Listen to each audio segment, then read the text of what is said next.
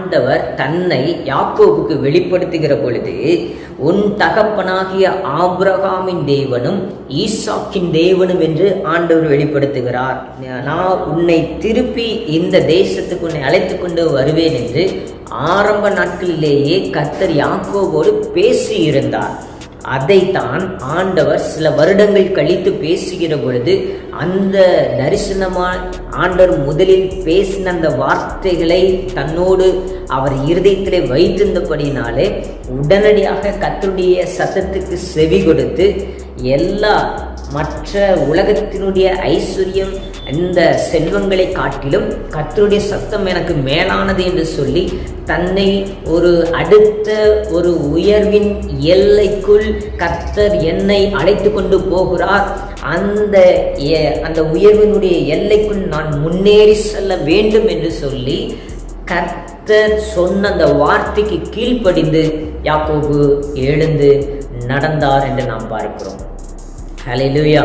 நாம் இன்றைக்கு ஒரு சில பகுதிகளில் நீங்கள் பாருங்கள், ஏதோ ஒரு விதத்தில் நம்ம ஒரு கம்ஃபோர்ட் ஜோனில் நம்ம உட்கார்ந்து கொண்டு இருக்கிறோம். ஏற்கனவே கர்த்தர் யாக்கோபுக்கு முதலாவதாக கொடுத்த தரிசனத்திற்கும் இரண்டாவது கொடுக்கிற தரிசனத்திற்கும் இரண்டுக்கும் அவர் கீழ்ப்படிந்தார். அதே போல இந்த செய்தியை கேட்கிற நீங்கள் யாராக இருந்தாலும் உங்களுக்கு ஆண்டவர் முதலில் உங்களுக்கு ஒரு தரிசனத்தை கொடுத்திருப்பார். அந்த தரிசனத்திலே கர்த்தர் கொடுத்த வாக்குத்தத்தங்களை நீங்கள் நினைத்து பாருங்கள். அவர் உங்களுக்கு என்ன சொல்லியிருக்கிறார்? இந்த நாட்களிலே ஆண்டவர் உங்களோடு சில காரியங்களிலே தரிசனமாய் பேசிக்கொண்டே இருக்கிறார். என்ன பேசுகிறார் என்று சொன்னால், கர்த்தருக்காக எதையாவது செய்கிறவர்களாக அல்ல, கர்த்தர் எதை சொல்லுகிறாரோ அதை செய்கிறவர்களாக நீங்கள் இருக்க வேண்டும் என்று அவர் விரும்புகிறார். ஆகவே உங்களோடு ஆண்டவர் பேசுகிற ஒரு வார்த்தை அடுத்த ஒரு உயர்வின் பரிமாணத்திற்குள் நம்மை அழைத்து கொண்டு போகும்படி கர்த்தர் விரும்புகிறார். அடுத்த ஒரு உயர்வின் எல்லைக்குள் நீங்களும் நானும் முன்னேறி செல்ல வேண்டும் என்று அவர் விரும்புகிறார். அப்படிப்பட்ட அந்த உயர்வின் எல்லைக்குள் போக வேண்டும் என்று சொன்னால் சில இடங்களை விட்டு நாம் வெளியே எழும்ப வேண்டும். சில இடங்களை விட்டு நாம் வெளியே வர வேண்டும்.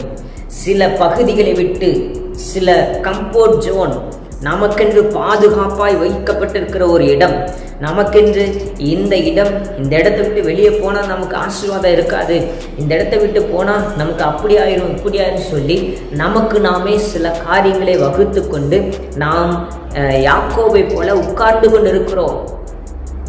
ஆனால் ஆண்டவருடைய விருப்பம் என்ன தெரியுங்களா? உங்களை அடுத்த ஒரு உயர்வின் எல்லைக்குள் முன்னேறி செல்ல வேண்டும்.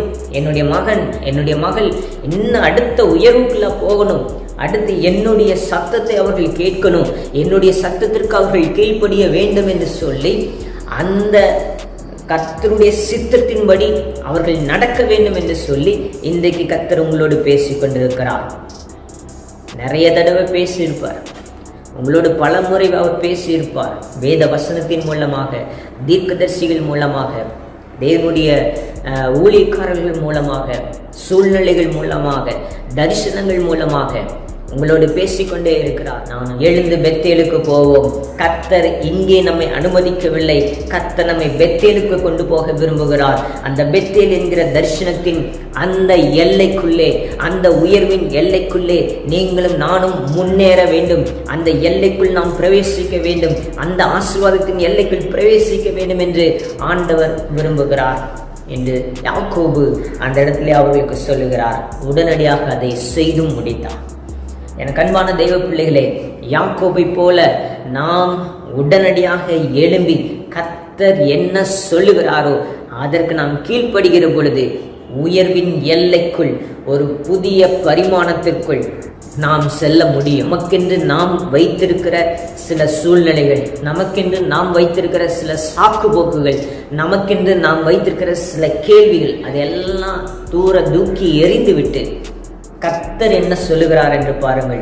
உங்கள் வாழ்க்கை குறித்து கர்த்தர் பேசுவார், உங்கள் குடும்பத்தை குறித்து கர்த்தர் பேசுவார், உங்கள் பிள்ளைகளை குறித்து கர்த்தர் பேசுவார், உங்களுடைய ஊழியங்களை குறித்து கர்த்தர் பேசுவார், உங்கள் பிசினஸை குறித்து கர்த்தர் பேசுவார்.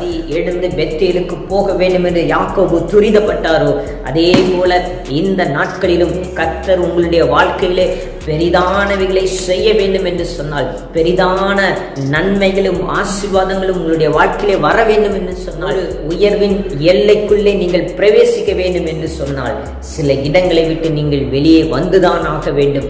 அந்த காரியத்துக்கு நீங்கள் முதலிடம் கொடுங்கள்.